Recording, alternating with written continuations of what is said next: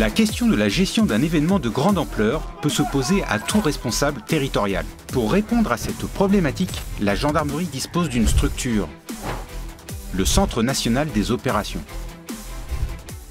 Le CNO est une unité opérationnelle dédiée à la gestion du quotidien, des crises, à la planification et à la conduite des grands événements. Une centaine de militaires se consacrent à ces trois fonctions majeures. Toutes trois sont dédiées 7 jours sur 7, 24 heures sur 24, aux opérations impliquant la gendarmerie en France et dans le monde. Installé au cœur de la Direction générale de la gendarmerie nationale à Issy-les-Moulineaux, le Centre national des opérations suit l'activité du quotidien des unités de gendarmerie. Le commandement du CNO, c'est un chef de service et son adjoint, un chef d'état-major et 3 adjoints spécialisés. Ces 4 colonels prennent par roulement une permanence hebdomadaire, la haute autorité d'astreinte.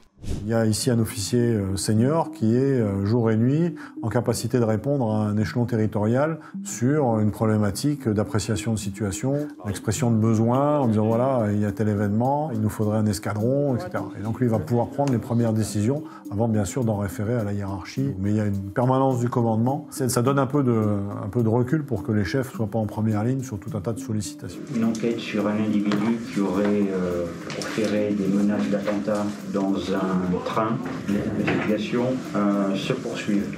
Donc le CNO, moi je vois 2 gros piliers, le pilier veille informationnelle et le pilier opération. La partie veille, vous allez avoir ce qu'on appelle vulgairement nous l'eau chaude, l'événement, ce qui se passe, voilà.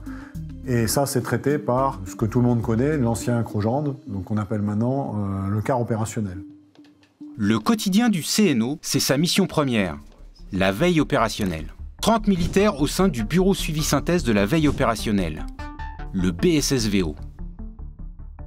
Donc, la veille opérationnelle est assurée 24 heures sur 24, 7 jours sur 7, par le quart opérationnel qui se trouve derrière moi, qui donc suit l'activité des unités à partir notamment de BDSP, plus exceptionnellement des événements graves ou des frais qui sont remontés par les unités, mais aussi par des appels téléphoniques directs des corges ou des officiers de permanence.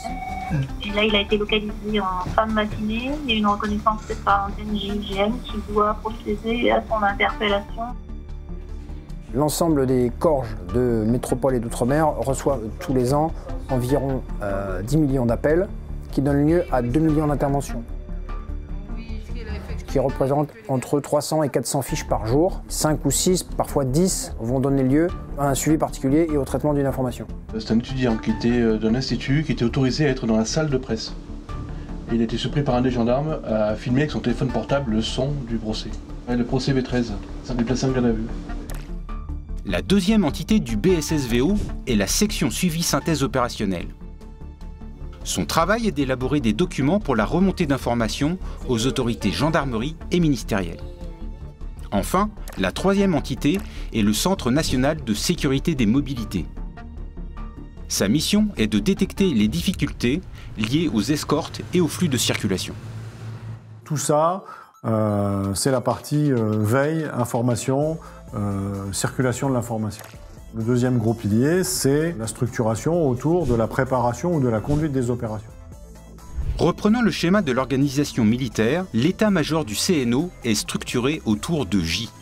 Les J sont des thématiques qui permettent de définir les champs de travail de chaque équipe au profit d'une manœuvre d'ensemble, soit en planification, soit en conduite. Le fonctionnement est matriciel, c'est-à-dire que les 3 adjoints, conduite, planification et veille, peuvent être amenés à travailler avec les J. J1, effectif. C'est la génération des forces, les moyens humains et l'engagement des moyens spéciaux qui vont être mis à disposition sur le terrain. J2, renseignement, est l'outil qui vise à connaître l'état de la menace. J3, J5, J35, planification conduite, est en charge de la préparation, de la planification et de la conduite des opérations. J4, logistique. La mise à disposition des moyens pour le jour J est de la responsabilité de l'échelon central, sans droit à l'erreur. J6, réseau, SIC, une expertise et des moyens spécifiques propres à l'échelon central. J7, rétex, une cellule en charge de la formation, de l'expertise et du retour d'expérience. J8, soutien, finance, le volet dépenses lié à ces opérations exceptionnelles. J9, géomatique. La production de cartographie et l'intégration dans les outils numériques est suivie de géolocalisation. Cette Marie Dumont et qui rentre chez eux, donc il faisait... Si la partie visible du travail du CNO se déroule sur le terrain, au plus près de l'événement, une mission commence au sein de la DGGN, la planification. Son rôle principal est d'éviter qu'un événement ne devienne une crise. Il y a deux types d'événements. Il y a les événements qu'on ne peut pas anticiper. C'est les crises, qu'elles soient d'origine sociale, un événement climatique. Au-delà de ces événements, il y en a qu'on voit arriver. Ces événements, on peut les anticiper et donc les planifier. Ça veut dire réaliser toutes les actions nécessaires pour définir le plan d'action, quelle stratégie on veut mener, quelles étapes successives on va réaliser, quels moyens on veut mettre en œuvre et comment on va permettre à l'échelon territorial d'avoir ces moyens. Planifier, c'est ça. Cette planification s'effectue en lien avec les ETC qui conservent leur pouvoir décisionnaire. Avec la disparition des formations administratives, la gendarmerie a restructuré ses échelons locaux de commandement. La création des centres zonaux des opérations a pour objectif de donner aux zones la capacité de renforcer les échelons territoriaux avec ses propres moyens. Il ne faut pas voir le CNO comme quelque chose de seul en haut à la DG. En fait, il faut voir les trois niveaux. Le premier niveau, c'est le Corge. Le deuxième niveau, c'est le CZO. Le troisième niveau, c'est le CNO. Ces CZO sont également en mesure d'armer une salle de crise au niveau de l'état-major zonal. Le CNO fait le lien avec le centre de veille du ministère de l'Intérieur et est en mesure d'aller à la cellule interministérielle de crise à Beauvau en fonction du besoin. Dans le cadre d'un trafic stup avec des interpellations également à Bruxelles.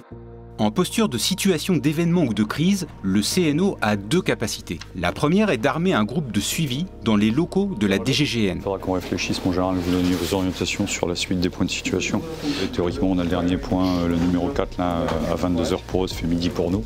Donc ici, au centre des opérations, c'est le lieu à la DGGN où le groupe de suivi et de conduite des opérations va venir se mettre en place, soit une fois que la veille opérationnelle a passé le relais sur une crise, soit pour conduire la remontée de l'information au niveau central des opérations planifiées. Le GSCO est armé avec des opérateurs appartenant au bureau J. Mais il est également renforcé de spécialistes en fonction de la typologie de la crise. Des personnels de l'anticipation opérationnelle pour le renseignement, de la police judiciaire, du GIGN, du CIRPA, comme cyber. On a bien noté donc, ton point de situation de 22h midi pour nous, et ton point de situation de minuit pour toi, et celui de 7h. Si le GSCO est la première réponse opérationnelle du CNO, il a également la possibilité de projeter un groupe d'appui aux opérations.